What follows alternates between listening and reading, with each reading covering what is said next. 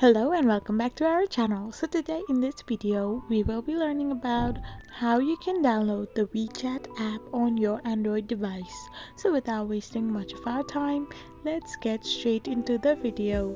So the first thing you need to do is open a Play Store app, and then after it opens up, you need to simply tap into its search button and type in WeChat. So once you do it, you need to hit that search button and you will find the WeChat app. So you need to simply tap on the install button, and in a matter of seconds, the app will start to get downloaded on your device. So once your app gets completely downloaded, it will start to install in your device as well. So once the installation process ends, the app will go through a security scan, and after it completes, you can simply tap on the Open Now button.